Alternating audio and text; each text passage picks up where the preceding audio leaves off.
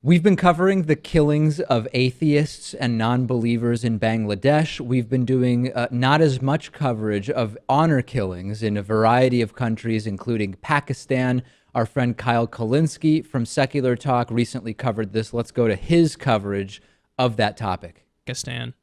They say tribal elders in Pakistan have been arrested for ordering the brutal murder of a 16-year-old girl who helped a couple elope.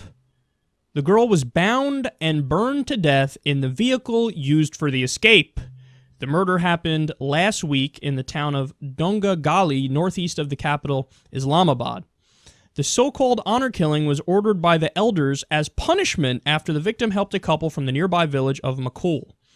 The couple violated cultural norms when they ran off together, and the elders saw the 16-year-old's participation in the act as causing irreparable damage to the village's reputation. This is the height of irony. I've never seen anything more ironic in my entire life. These idiot tribal elders are like, they've harmed the reputation of the village because people ran off and got married and eloped. So now to fix the honor and our village's reputation, I will now brutally murder a 16-year-old girl. No, you have it exactly backwards. The brutally murdering of the 16-year-old girl destroyed your village's honor and reputation. The people eloping, nobody gives a flying fuck about. People all around the world are looking at this. I would have never heard the story of them eloping. And by the way, if I heard it, I would have said, oh, okay, I don't give a fuck. People doing what they want to do. They're not hurting anybody else. That would have been fine. But now with this, I go, these are bad people. Like, you're a bad person. This is a bad society. This is a bad cultural practice. This links into a bigger debate. And I've told you guys from day one, I'm not a cultural relativist. So I believe that liberal values are indeed superior values. It's not just different when you have a society that says, for example... Yeah, hey, honor killings, possibly some of the most depraved actions in the world. This is when it's the killing of a member of a family by other members due to the perpetrator, and even saying perpetrator is sort of ridiculous, the supposed perpetrators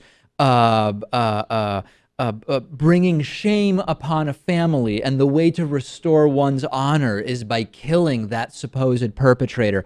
Kyle's analysis is spot on here in terms of cultural relativism, and there's a political analysis to be done as well here, which is Pakistan must act, right? The most recent report that we have by the country's Independent Human Rights Commission in 2015, there were more than 1,100 so-called honor killings. Over 900 cases of sexual violence were reported against women, and nearly 800 women committed or attempted to commit suicide.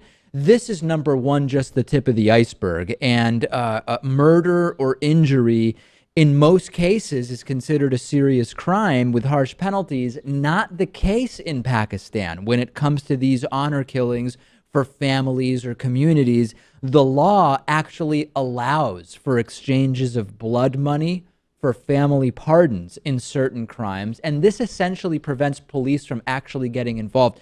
It's a political issue. It's absolutely correct what Kyle says in terms of cultural relativism. We can actually make objective statements about what is better and what is worse when it comes to evaluating well-being as humans.